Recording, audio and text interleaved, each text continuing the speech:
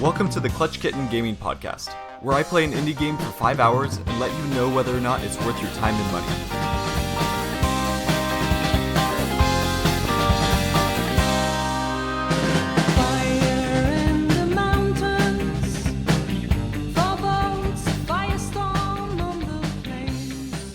Hello and welcome everyone, this is James, also known as Clutch Kitten, and I am so glad that you're here to join me for episode 49 of this show. You know what's crazy is that I completely forgot to mention the year 1 anniversary of the show. I put out the intro and first 2 episodes on July 15th of last year, and ever since then things have been a complete whirlwind. The important thing to mention is that I am so incredibly happy to be doing this show, and I feel very lucky that all of you keep tuning in. I've improved drastically in pretty much every aspect of the show since the beginning, but the experience learning all those different things has been invaluable. For those of you who might be new to the show, the first thing I'll advise you to do is not go back to those first few episodes. They are rough. I mean, you should totally go listen to them if you want. I just always cringe when someone tells me they've started the show from the very beginning. I want to tell them to listen to the later episodes first and then go back if they still feel like it. In addition to that piece of advice, I need to mention reviews and questions. You hear it on pretty much every podcast, so I won't go through the whole bit. The important thing to note is that when you review the show on Apple Podcasts, it really helps with the visibility in the space. Don't ask me how, it has something to do with Al Gore, the rhythm god, and his mysterious equation. Another awesome way that you can participate in the show is by sending questions and thoughts my way to klutchkittengaming@gmail.com or through Instagram at klutchkittengaming. Now, because I don't really care to join into ridiculous conversations about video games being the cause of violence, we're just going to skip news and get right into this week's game.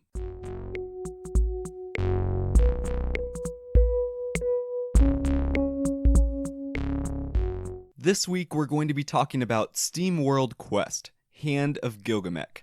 This is a role-playing card game that was released on Switch on April 25th of this year and on PC May 31st of this year, and it was developed by Image & Form Games. Image & Form is a studio of around 20 people that's located in Gothenburg, Sweden, and if the Steamworld name sounds familiar to you, it's because Quest is not their first Steamworld game that they've developed. A few of their other standout titles include Steamworld Heist and Steamworld Dig 1 and 2. Currently, Steamworld Quest costs $24.99, and just a heads up for the sake of transparency, I did get a free copy of this game from Image & Form. According to howlongtobeat.com, this game takes between 13 and 18 hours to beat, depending on how much of a completionist you are, and in terms of controls, I played on PC with a mouse and keyboard, but given that combat uses card mechanics and doesn't require high CPM or anything like that, I'm sure that playing with Joy-Cons on the Switch also works wonderfully. Let's move on now to the narrative. Long ago, in the Mecca of the gods, the Necronomicon was created. The Necronomicon was a heart of pure evil that was imparted to the behemoth. Thank my sparks that Gilgamesh, the hero of that time, fought and defeated the behemoth. With the steam knocked out of him, the behemoth became an antique, a fossil, with the dirt and dust building up and putting him out of sight and out of mind. You might think that that's the end of our story, but alas, it's time to gear up for a new adventure full of armor, comrades, and searching for peppermint puffer mushrooms? Wait, am I reading the wrong script? Steamworld Quest is a fairy tale told by Seabrass, and is said to have taken place long before the events of Steamworld Dig. Now before we get too deep into the narrative, I do need to mention that I haven't played any of the other Steamworld games. I actually own Steamworld Dig 2, and I just haven't gotten a chance to play it yet. So if you're a Steamworld head and find yourself yelling at me because I'm screwing up the lore, you'll have to forgive me. I'll do my best to stick mainly to the story told in Quest. Anyways, the tale that's told actually begins with a mushroom hunt in Greenfinger's Grove. Armilly and Copernica are enjoying a beautiful day because the behemoth is no longer on the minds of the townfolk. that evil has been defeated, and life is fairly normal. It's about as standard as it comes, at least in the context of a medieval world filled with mechs. That being said, it's not as though these friends don't have their own struggles. Our Millie is plagued by the fact that she's not yet a guild hero and is searching for any way to become part of that elite club. Copernica is a talented magician, yet she's constantly doubting herself. After the mushroom hunt, they're soon joined by Galileo, a sort of shut-in who lives in his mom's basement and finds most of his joy in the meals that he eats. Unlike the great and mighty Gilgamesh and the rest of the guild heroes, our Millie, Copernica, and Galileo are nothing special. They're normal machines who end up being faced with a returning evil. You probably already guessed this, but the mushroom hunt ends up being interrupted by an invasion of their peaceful village. The town is a wreck, the guild heroes are nowhere to be seen, and now it's up to these three misfits to figure out what the hell is going on. Although the game starts out with a bit of narration, the bulk of the narrative is developed through conversations between your characters. There were times where the dialogue felt a little bit drawn out, but overall, most of these conversations were informative and enjoyable to read. The interesting thing about this game is that the narrative doesn't do much that's new. It's not the first story ever written about a misfit gang needing to save the day. But what I appreciated about the story, and what I believe is unique to Steamworld Quest, is the tone. In a lot of ways, it actually gave me a lot of vibes of Princess Bride. That movie starts out with a grandpa telling his grandson a fairy tale, and although the story is fairly standard and easy to predict, what makes it so special is the charm that it brings. Similarly, Steamworld Quest presents a standard story in a charming and lighthearted way. I didn't find myself aching to know the next story beat, but I did find myself becoming enveloped into the world that was created due to the funny characters, interesting designs, and compelling battles. This is actually something that Image and Form has become known for in the gaming community. They've built a name for themselves in the skillful way they put a variety of genres into their universe of SteamWorld. At this point, since I've given a lot of praise to the narrative, I'll mention one small complaint that I have. It's pretty simple and probably more reflective on my own lack of attention when it comes to reading the dialogue, but it wasn't until I started doing research for the game that I realized our Millie is a female. I'm not sure what it is that made me think she was male for 5 hours of playing, but I did, and that either means that I somehow blinded myself to every pronoun used in the dialogue, or the script could have used some tuning in a few areas. To be fair, the fact that our Millie is a female character doesn't really change my perception on the overarching narrative, but in my mind, I'd crafted that character as a kind of dumb but earnest dude who just wants to be part of the gang. Again, I think the world and story are all in all great. I'm just nitpicking because I feel like I need to. Let's move on now to the gameplay. The easiest way to describe Steamworld Quest is to say that it's Slay the Spire with RPG elements as opposed to roguelite mechanics. As such, I think one of the best ways to highlight some of Quest's mechanics is to compare these two games. The first and probably most important difference is the focal point of the games. In Slay the Spire, the focus is strictly on mechanics. There's a small bit of story, but that game's success hinges almost entirely on the strength of its gameplay. In contrast, Steamworld Quest is primarily an adventure. You're following a storyline to become heroes and save the day. There still is a lot of card-based combat, but it's supplemented by narrative beats. In Slay the Spire, you're playing a solo character. You're a singular hero fighting through hordes of demons and monsters. In Steamworld Quest, you're actually controlling a party of 3. As you progress through the game, you'll end up unlocking 2 additional characters that you can add to your party, but in battle, you're still only allowed 3 characters at a time. In Slay the Spire, your deck size isn't capped. You can add as many cards as you can afford, but part of the strategy is knowing when more cards is actually better or worse for your game plan. In Steamworld Quest, each character's deck is limited to 8 cards. There are well above 8 card options for each character, but you can only have 8 equipped at any given time. Let's dive a little bit deeper now into the characters and card mechanics. Like I mentioned already, once they're all unlocked, there are 5 playable characters that you'll get to choose from to craft your party. Armilly is a sword wielder who uses a lot of slashes and fire attacks. Copernica is an alchemist and magician who can cast a lot of elemental attacks in addition to providing strong shielding for her allies. Galio is a tank with frost attacks and strong healing abilities. Auric is a hero of old who performs devastating katana attacks, which are augmented depending on which mask that he's wearing. Lastly, Terra and Thane are twin bandits who find synergy in their axe and dagger attacks. Not only did all these characters feel thematically different, they all felt very unique to play. In Slay the Spire, your strategy is much more based around the synergies in your single deck, whereas in this game, you need to build 3 different decks to synergize well with each other. I actually thought this was one amazing strength of the game. At first glance, putting together a deck of 8 cards seemed pretty simplistic, especially with the limited card pool you have in the beginning, but I found the complexity to really blossom as I continued on through the game. Although you're technically playing as 3 characters with 3 unique decks, in many ways, you're essentially just playing one character with a 24 card deck, and it's up to you to find the synergies between all of those cards. In terms of the cards themselves, most of them are pretty standard for a game like this. There are buffs, attacks, spells, debuffs, and so on, and some of the cards are associated with an additional cost. Apart from what we've already talked about, there are 2 main card systems that really stuck out to me as innovative.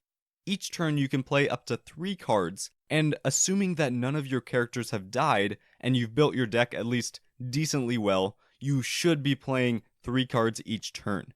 What makes this important is that if you choose to play 3 cards from the same character on a given turn, you end up generating a 4th bonus card that's played for free.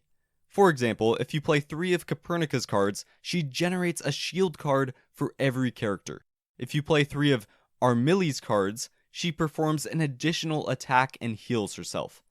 This system really affects the way you play because getting those bonuses can make the difference between winning and losing a battle. It also creates a nice tension with another mechanic that I really like. There are some cards which become significantly stronger if you play a card from a different class beforehand. They're almost like a tag team type card. Whenever you're considering playing one of those, it's tough because it automatically means you won't get the bonus 4th card, but you have to decide if getting the tag team bonus is worth that trade-off. Systems like this in card games are what really lead to replayability and fun. Let's zoom back out now to wrap up this section. I've compared this game a lot with Slay the Spire, so it's probably a good idea to see how it holds up against such a brilliant game. I think part of what makes Slay the Spire so amazing is the unknown. Each time you start a new run, you have no idea what cards or trinkets you're going to get next. You could end up with the most broken shit in the game, or you could die at the first boss because you couldn't find any sort of synergy. Although those crappy runs aren't a lot of fun, the broken runs really make up for them. My biggest disappointment with Steamworld Quest is that those absolutely broken strategies don't seem to exist. I mean, they might, but because this isn't a roguelite game, the designers had to create a more tempered and balanced game. That removes some of those really high highs that you get from a game like Slay the Spire, but it also means that you don't get to experience as many lows. Steamworld Quest is very tightly designed, boss battles are tough, strategies continue to ramp up as you unlock more cards, and enemies always feel like they can be overcome. So even though my disappointment is that you can't have an insanely broken strategy, that's actually a good thing for this game because it needs to be balanced, otherwise this game would be frustrating to play. Another praise that I have to shower on this game is that it's even approachable for people who aren't big card game players. Because you're putting together a deck of only 8 cards, It feels very doable as opposed to playing something like Hearthstone or Magic where you need to craft a deck of 30 or 60 cards. Even if you make a crappy deck in Steamworld Quest, it's super simple to change out those cards and try something new. It speaks to both seasoned card players and total noobs alike.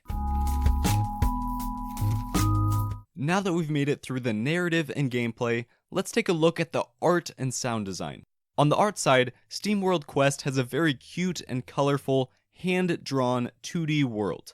This isn't one of those games that wowed me the first time I saw it, but the art has such a fun quirkiness to it that grew on me over time. The world that Image and Form has built up over the course of so many games is also such a great basis for interesting imagery.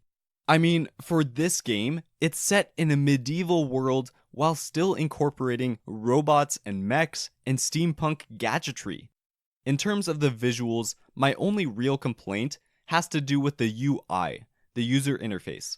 Whenever you play a card that buffs a character or debuffs an enemy, a small icon appears by the character icon on the screen, and although that was helpful, there were many times where I wanted to hover over that small icon to understand specifically what it was doing. Unless I was doing something wrong, hovering over those icons didn't provide any additional sort of information. To learn about those things, you actually had to go into a different menu and submenu, which meant that I usually just passed since it was kind of a hassle. The UI was fine apart from that. I just think they could have added some features to make the whole battle experience more informative and smooth. On the sound design side, the soundtrack was quite curious.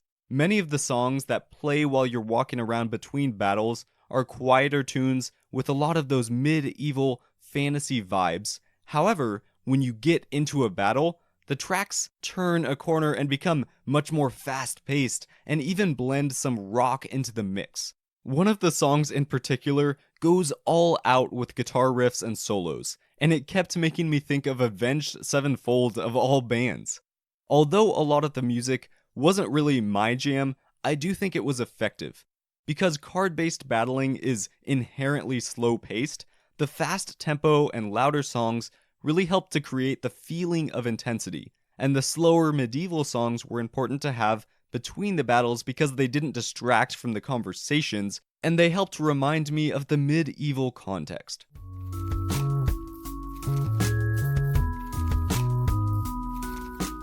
Now that we've made it through the narrative, gameplay, art, and sound design, let's summarize with some positives and negatives of Steamworld Quest. First off, on the positive side, this is a very charming game. The main characters are funny, the tone is positive, and although the plot isn't as deep as an ocean, it's still compelling enough to be interesting. Second, the way this game combines RPG elements with solid card combat mechanics was wonderful. The systems felt well balanced, and there was plenty of complexity to uncover. Third, the art and sound design tied in well with the overarching quirkiness of the series, and it was clear that a lot of thought went into proper placement of tracks throughout the game. On the negative side, apart from my nitpicky complaint about character presentation, the main element I would want improved is the presentation of information during battle sequences. Some information was just annoying to access, and I think a few tweaks could have made the experience much better.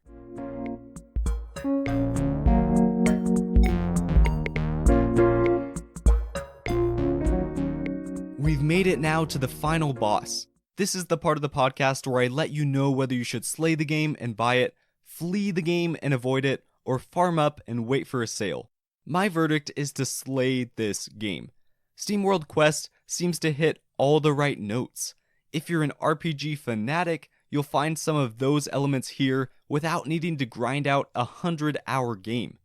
If you're a card game nut, these battle systems will scratch that itch without making you spend hundreds of dollars on expansions every few months. This game is such a joy to play, and if it's any indication of the quality of work that Image and Form does, I'll definitely be playing more Steamworld titles in the future.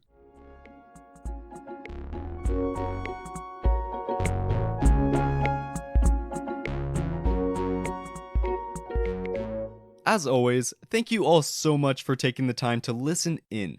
Don't forget to tell a friend about the show and let me know what your thoughts are on the episode. I hope you have a wonderful rest of your day, and I'll see you in game.